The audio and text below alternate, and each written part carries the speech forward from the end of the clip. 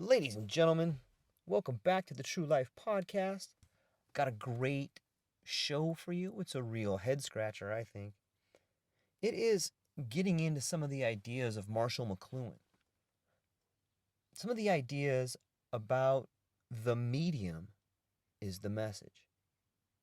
It sounds a bit daunting.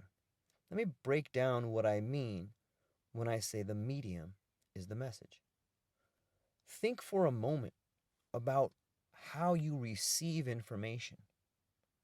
Most of us are familiar with books, with television, with the internet. These would be the medium through which we receive our information. Another dimension of that is think about the senses you use in order to receive that information. We have audible, which is listening through our ears. We have tactile, which is feeling, using our hands or our skin. We also have visual, which is perceiving and taking the information in through our eyes. Quite often, you've probably heard people say, I'm an audio learner, or I'm a visual learner. And it's true. Most of us have ways of taking in information that seem to be better for us than might be for other people. As we begin this roller coaster ride into the mind of Marshall McLuhan, what we're going to be talking about is the medium or mediums in which we receive that. So let me start at the beginning. The first book we're going to talk about is the Gutenberg Galaxy. And this is a book that Marshall McLuhan wrote way back in the 60s. And it talks about how print, the typographical print, the kind you read in books, the kind you read in letters, text, how this particular type of communication fundamentally changed the world around us. Not just by making it possible for everyone to read information, but the way we actually process information. Here's a quote from Tocqueville. It may be that a great part of the secret of the brain's powers is the enormous opportunity provided for interaction between the effects of stimulating each part of the receiving fields. It is this provision of interacting places, or mixing places, that allows us to react to the world as a whole to a much greater degree than other animals do. But our technologies are by no means uniformly favorable to this organic function of interplay and of interdependence. To investigate this question with respect to alphabetic or typographic culture is the task at hand. So, what I think is a good way to look at that quote, or at least a way that I look at that quote, is understanding that we need all of our senses to decode the information around us. And when we can use all of our senses to decode the information around us, we get a very good idea of what the world is trying to communicate to us. When we use just one of our senses, we get a limited view of how the world around us looks. It's an obscured view. It's an obtuse view. It's an angle that may not be able to be seen by other people. Let me try to give you a visual example of this. So imagine putting a penny on a table. Just your regular penny, and you put it heads down on the table, and now you stand over that table and you look at that penny. And as you look at that penny, you can make out the shape of a man. You can see some writing around the edges. You can see some letters and some numbers, some other designs. You can see that it's a circle. You can also see that there is a little bit of thickness to it. It's got some depth. And if you look close enough, and if your eyes are still 20/20, or if you have your glasses on, you can see that the letters also have depth. The numbers have depth. And there's a lot of detail to it. And as you're looking at it, you can see all this stuff as long as you're looking down at the penny. Now, let's say that you drop down so that you're eye level with the penny. Now you're almost on your knees and you're looking at the edge of the table, and so that your eyes are exactly level with the penny. You no longer see the depth. You no longer see the circle. You no longer see the president. You no longer see the writing. All you see is a straight copper line. Even though it's the same penny, even though it has the same numbers, letters, the same circumference, it's the exact same, only from the angle you're standing at, you can no longer see any of those features. It looks just like a straight line. There's another book called Flatland that points this out amazingly. And what we've done there is we have allowed ourselves to pare down the senses. And now we're just getting a strict visual stimulation from an angle that does not allow the full suite of our senses. Do you see how it really strangles your view, how it narrows your view, and it takes away from the whole? That is an example of what happens when we not only use one of our senses, but we don't even use it to the fullest of the capabilities. It's reminiscent of what Plato tells us in Timaeus. Right? In Timaeus, there's a story called the Phaedrus. And in that story, we learn that Thoth, the writer, the inventor of writing, before he allows mankind to use this technology called writing, Thoth goes and he tells his elder, he tells him that he has come up with this great, unbelievable technology called writing, and that it's going to help humanity forever. And the way it's going to help humanity is in allowing humans to understand experiences without having to go through them. In fact, he believes that writing will allow all of mankind to understand the wisdom and knowledge of those who have come before by reading their stories. And he is shocked when his creator smiles down on him and tells him, "Oh, Thoth, my paragon of wisdom, what you have created is a beautiful technology, and it is indeed powerful, but it will have the opposite effect on mankind. You see, it is unwise for the inventor of a technology to make predictions about what that technology is going to do over its lifetime. The technology you have created will in fact make mankind worse off. You see, going forward, mankind will indeed be able to read the accounts, understand somewhat of the experiences of those who've gone before him. And this will provide the illusion of wisdom. This will provide the illusion of understanding the experience. So you will have generations of mankind who appear to be wise, however, will be unable, will be disabled as an individual, as a society, and as a world. I want you to think about that for a minute, because that's essentially what Marshall McLuhan is going to tell us in these books. He's telling us that the books we read, the accounts we read, are only and should only be a companion to the experience itself.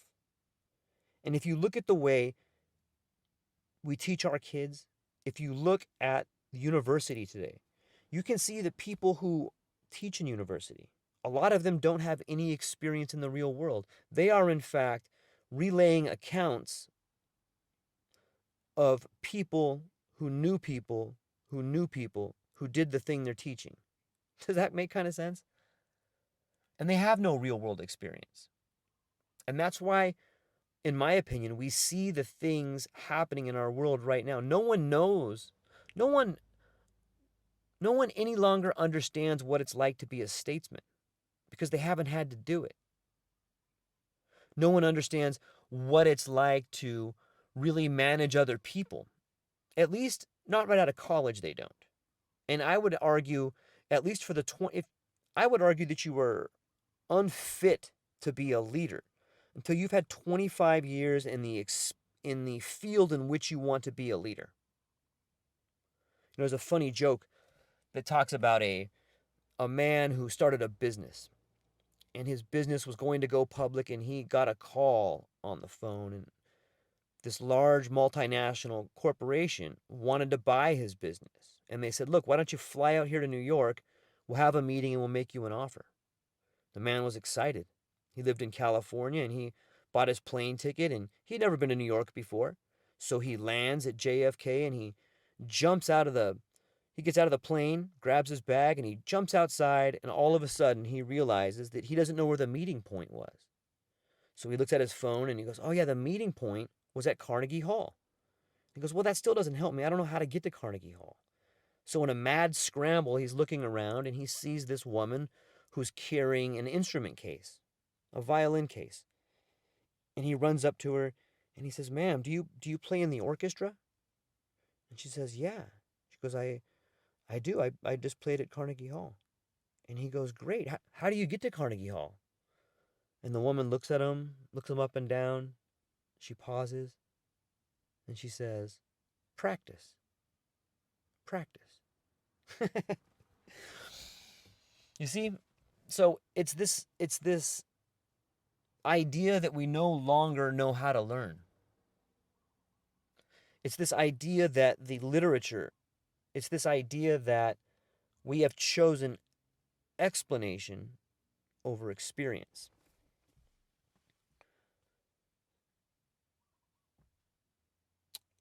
Have another listen to this quote right here. This is from Karl Popper.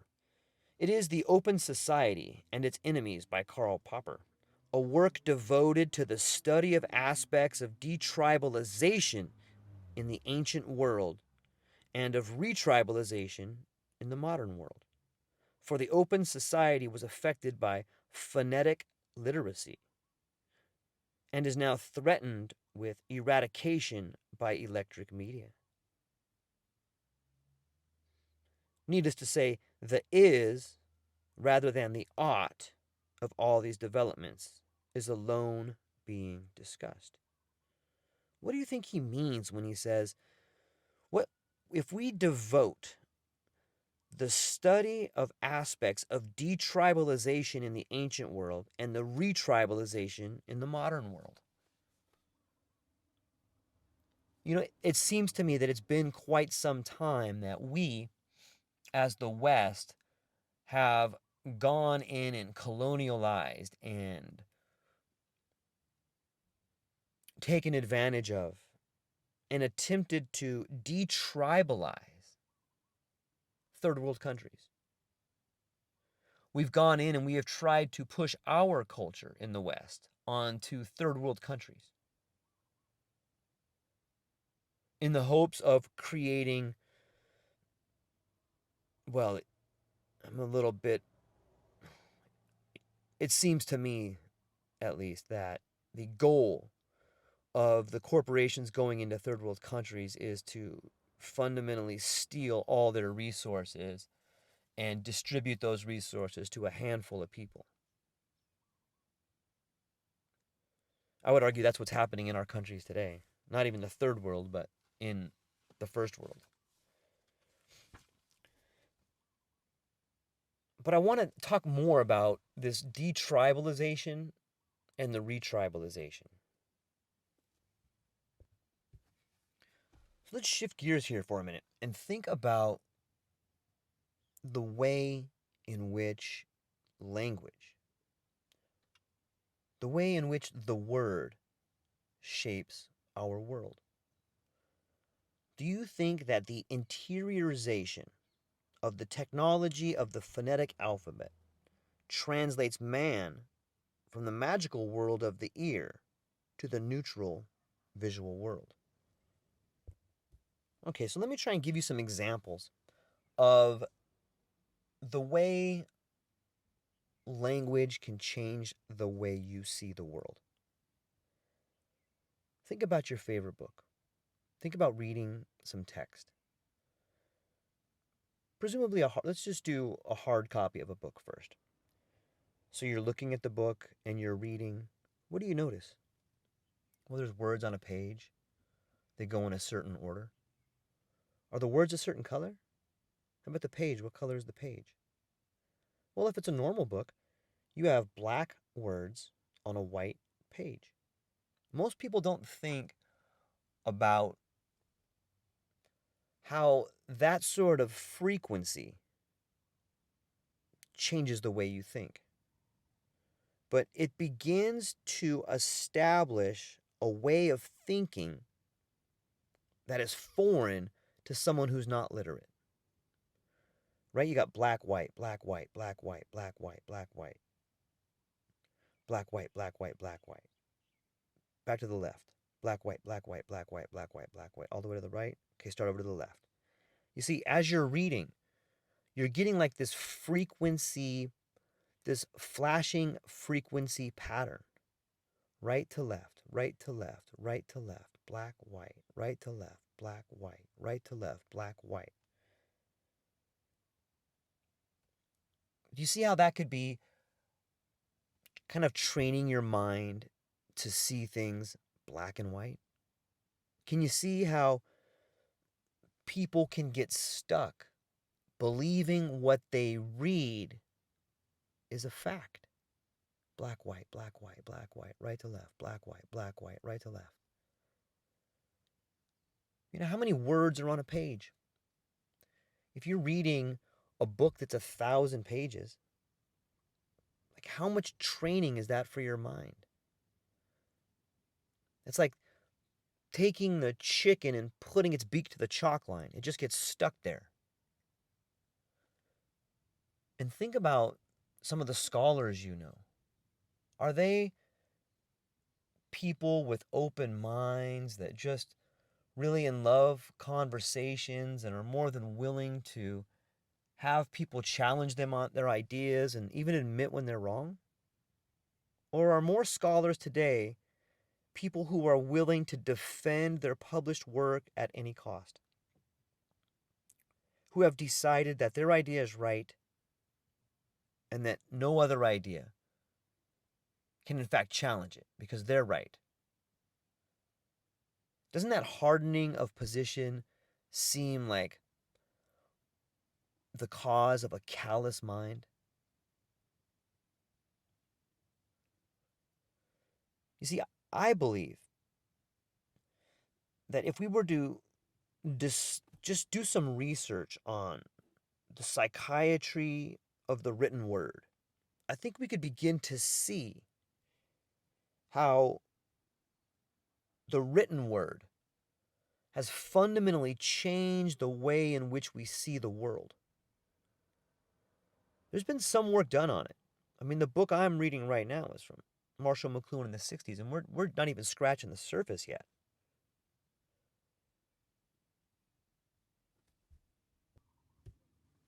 So here's another interesting point.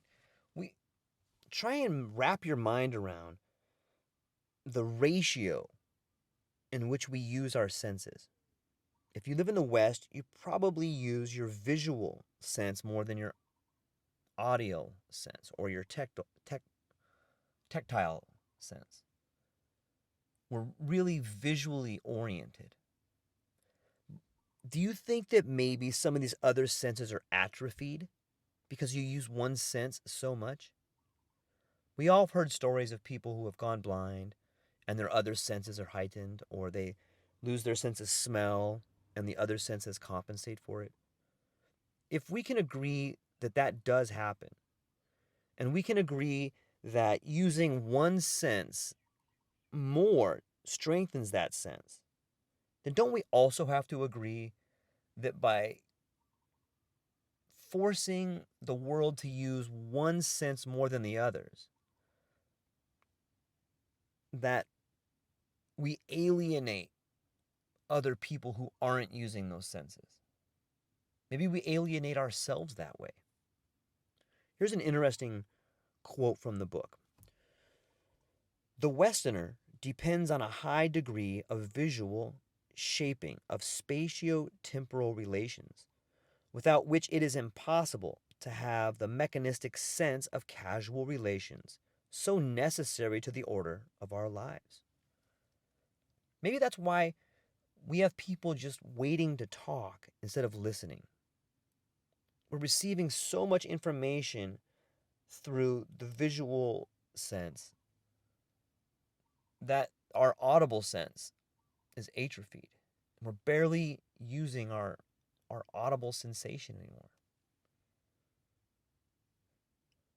It's quite different, but the quite different assumptions of native perceptual life have led me to ask a question. What has been the possible role of written words in shifting habits of perception from the auditory to visual stress? When words are written, they become a part of the visual world.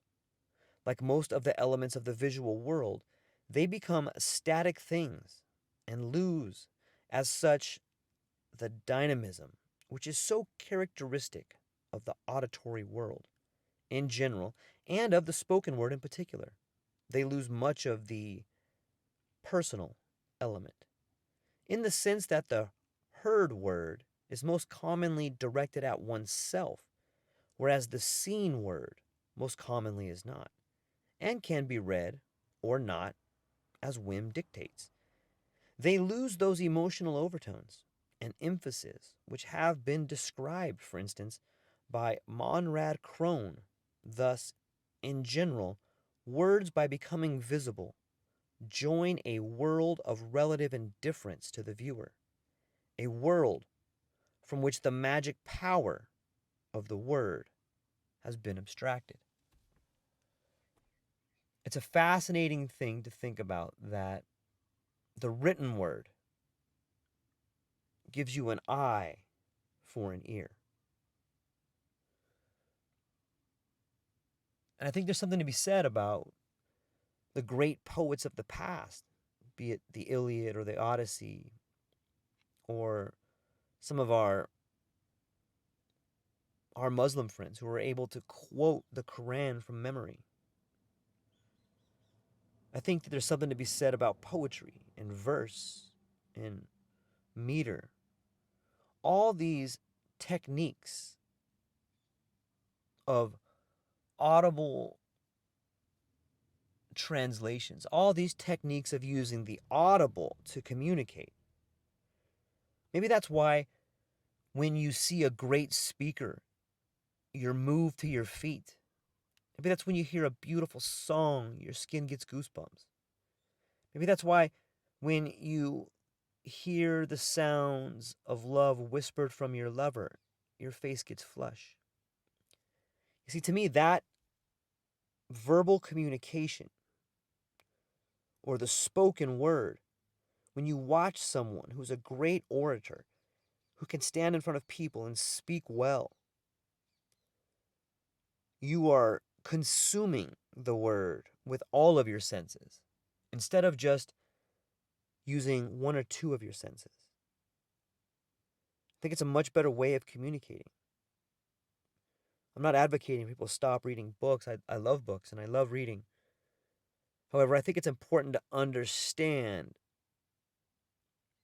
what's happening to our brain when we train it a certain way. Right? Repetition is the mother of skill. Repetition is the mother of skill. Repetition is the mother of skill. And if we're constantly training our brains to do something, we're going to get good at it. In fact, we might get so good at it that we no longer remember some of the things that we used to do. Well, I think that's a good place to leave it for right now. I think that there's more. We're gonna get into a lot more. This is just the tip of the iceberg here, because I think what is happening with the internet to our kids is the same thing that's been happening to us, our parents, and our grandparents with the written word, the typed word. Let me know what you guys think. I love you guys. Aloha.